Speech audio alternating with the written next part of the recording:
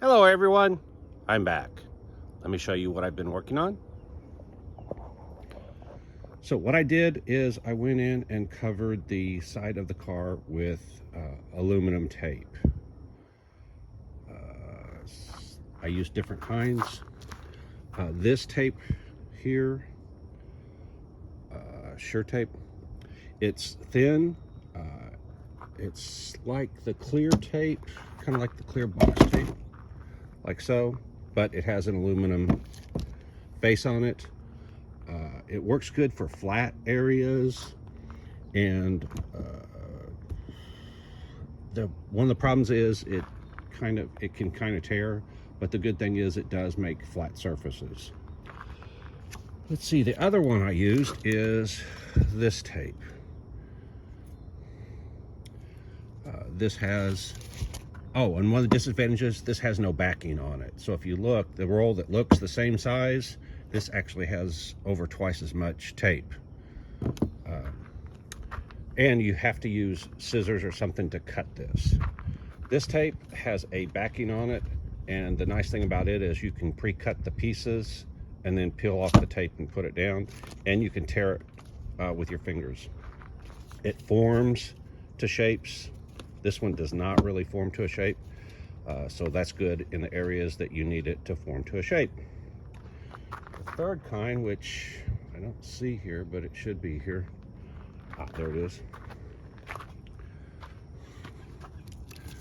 Okay, this is waterproof tape. Difference is it's same aluminum. It has a plastic backing, but in between it has a rubberized adhesive, and it works good because you can actually shape it to a shape. You can put a bunch of these together and form it into a shape. I ended up using all three in this. Obviously you can see where the print is. That's where I used the stiffer flat tape because it was flat areas.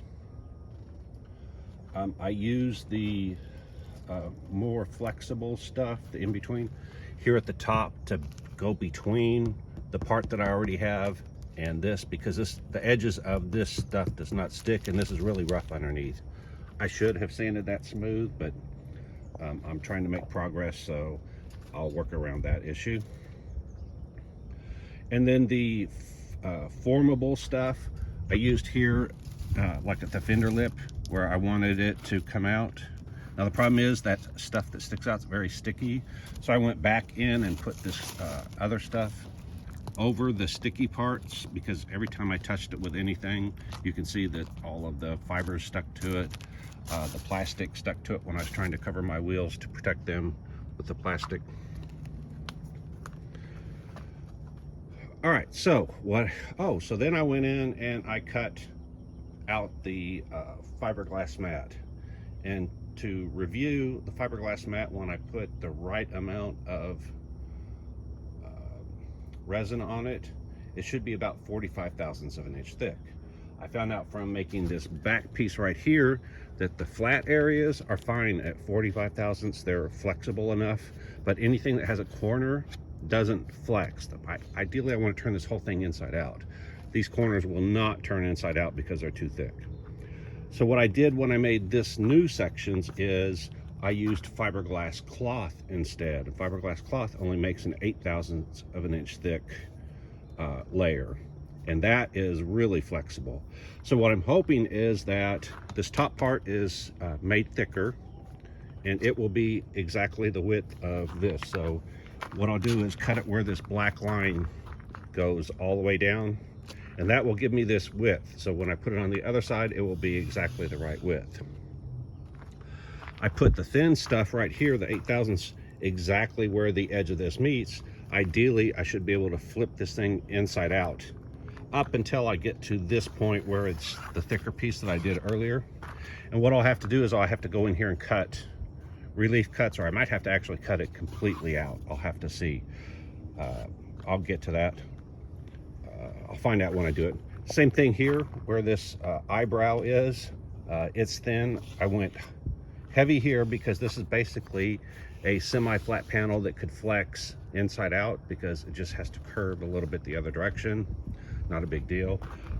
Where this actually has a seam or a crease, I put the thinner stuff, and the same thing along this bottom edge. I put the thinner stuff there.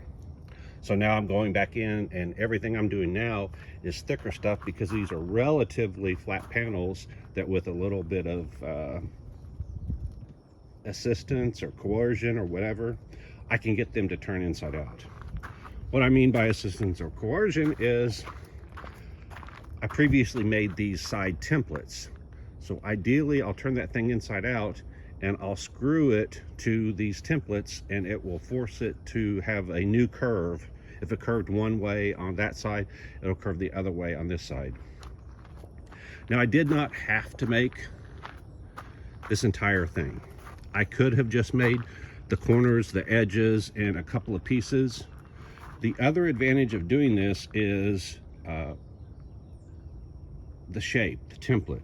So by doing it this way, I know that the distance from, let's say, this back corner to this curve right here will be identical between the two. If I didn't do this as a solid piece, then I would have to replicate these curves and use my contour gauge back and forth to try to get that correct. Same thing up here. I wanted this back edge to be identical between the two where this door ends. So by doing this, I will now have a template that says, here's where all of your edges are. And so when you go to the other side, I know all of my edges and seams will be in the right place. These vents here, I did all of this in the 8/1000 thick cloth instead of the mat. But what I'm doing is this back edge right here, I'm doing in mat. So that'll mean this will be a stiff edge, and I'll know exactly where that corner is. And then ideally, I'll be able to flip this inside out when it goes on the other side, and this will come to this side. This flat part will come to this side, and this would do like that. And each of these would be the opposite curve. Might work, might not work. I don't honestly know, but it's an experiment to try. Worst case, what I'll do is I'll come in and cut this section completely out and then flip it inside out on the other side. Again, I'm not sure what's going to happen. This is all new. I'm just trying this all out. Right here, you can see the difference. Here's where the thicker stuff is above and below, and then there's where the thin one is, right where that line is. So like I said, ideally it'll hinge right here on this thin area. I might have to sand or grind some specific areas or cut some specific areas to actually get it to turn inside out. Again, I don't know. I will find out. The other thing is I did this edge right here because this is critical. It was really hard to get this curve to look right. So that's the other thing, is by doing this, I'm going to have that curve. Obviously, it'll be going the wrong direction. It'll be curving out. This lip will be out instead of in. I will actually cut that off, but I just did it full so that I would get the exact shape. The other thing is this ended up falling down, part of this, when I was making it. And that front section, there's no ground clearance there, or minimal ground clearance. It's not as bad as you think. I'm actually able to drive this around my gravel driveway with no issues. But obviously it could never go over a speed bump or something like that. So what I'm going to do, I went ahead and made the whole piece, and then I will section out however much I want to raise that up. Let's say I want to raise it up 2 inches. I'll section out 2 inches of that vertical piece and then raise this up. The other thing is, I wanted to do this before, but I didn't do it. I'm going with wider wheels and tires and larger diameter. That's why there's a lot of space here on the front wheel. I've got stuff in the way, so it's hard to show you.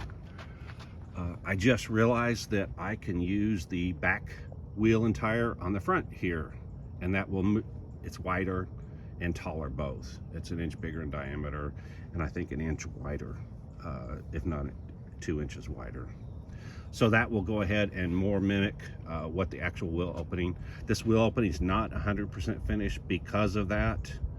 I was going to put the wheels that match the back on, but they require adapters, which I don't have.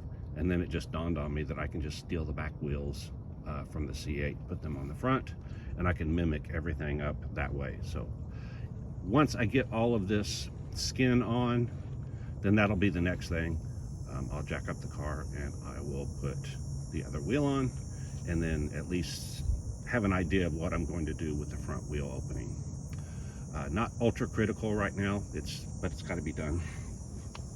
The reason I did not tape this front section is because I have the entire front piece off of the mold. It has the opening where I had to cut out the vent. It has the door attached to it, but this front section is a mirror image of the upper part of that, so there was no point in duplicating that. I'm probably going farther than I need to on this as far as the tape, but I was putting tape down and it was just as easy to go an extra 2 feet as not.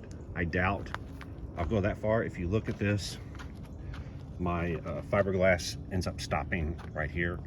I think that's sufficient, other than this top section right here I need to duplicate, but that's it. By pre-cutting, it means that when I am putting the fiberglass cloth on, first I take the fiberglass resin, use a chip brush. These are cheap chip brushes. They're like $1 a piece at Home Depot, or you can get them for 50 cents a piece by buying them in bulk, like 96 at a time from Amazon. They work great for putting fiberglass down, the resin down. They do say you can cut it to make it stiffer, like cut this in half, but I found out I can get it to work without doing that.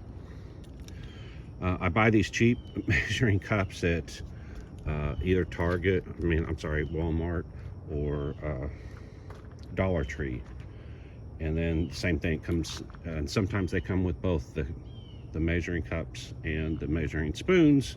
If not, I buy them separately, doesn't really matter. I buy a cheap spatula. This is just for stirring, mixing. Make sure you mix the hardener and resin real well. What I do is I use these cottage cheese containers because the fiberglass does not stick to it. And so when I'm done, like this one right here is a previously used one, but if I flex it a little bit, the fiberglass breaks loose and I can actually pull this out. So just so you know, when I pull it out, it has the shape of the inside of that. So I can reuse these. So what I do when I'm going to do something this big is I go ahead and pour out the required resin. In this case, I'm only using a cup, and that's because of the temperature. It cures really fast. Once it gets to a set point, it turns into a gel and it's pretty close to useless. Here is the resin I'm using. Mondo fiberglass resin. It's cheap. It's not the greatest stuff, but it works for what I need to do. Here's the hardener. It comes in a little tube like this. You get two of these tubes with each one of those. Measurements.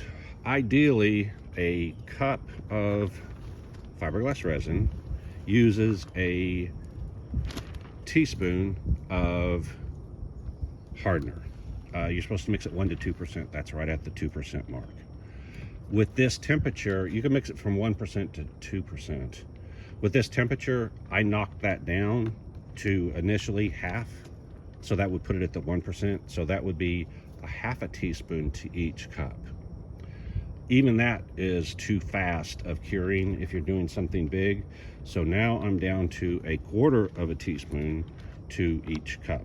I don't think that's going to cause any issues. I've been doing it so far. It just takes longer to cure, but it's going to get up to over 100, 106 or 110. I think today's 110 degrees. So all this does is speeds up the curing. So I don't think it's going to be an issue. Let's see. So in the past, what I did, I also got some very small plastic cups from Dollar Tree, and they have lids, and I would pre-measure the hardener as well. They also have a bottle that squirts it out, but it only goes down to 5 cc's, and it's hard to measure as little as I need, especially in this hot temperature. I'm not doing that because I've used up all of those. After a while, everything gets coated. You can see this gets coated with stuff, and you just throw them away. They're cheap. But I found out it's not that hard to squirt out this into there. What you do is you take I use a safety pin, poke a hole in there, and then squirt it into there, dump it into there, stir it with this. I wipe down the spatula in between, otherwise this thing gets a lot of fiberglass stuck, resin stuck to it. So once I mix it, I'll go ahead and mix it. I'll paint the surface with the chip brush first, then I'll put the fiberglass fiberglass mat on top of it, and then I will come back and soak that with resin to get out all the air bubbles and get it to where the mat changes color from the white to this tannish color when it's soaked. So any place that's still white or light colored, you know you don't have enough resin on it. Once I do that, I have several options. You can use a roller, but the problem is the mat, once it gets soaked, it has a binder in it that holds it all together. That mat is a bunch of little, I don't know, 1 inch, 2 inch, 1.5 inch pieces of fiberglass that are held together with a binder. This resin dissolves that binder. So right now it stays as a solid piece, the mat does. When you put it on there and you put the put the resin on there, the binder lets loose, and then they become a bunch of little pieces floating around in the resin. The problem with using the roller is you have to catch it before it lets loose, otherwise the roller picks up those little fibers and you end up with a huge mess.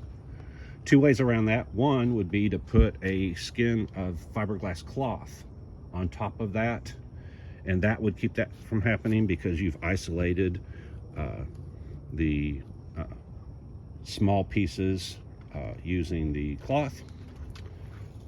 I don't want the extra thickness, so I'm not doing that. Another option is to use the peel ply, this thin material that's coated with a release agent, and you can put it on top of this and roll it, and that'll give you the smooth surface. Further, you can use one of these squeegees. I thought I set them out. I don't see them, but here's the packet right here.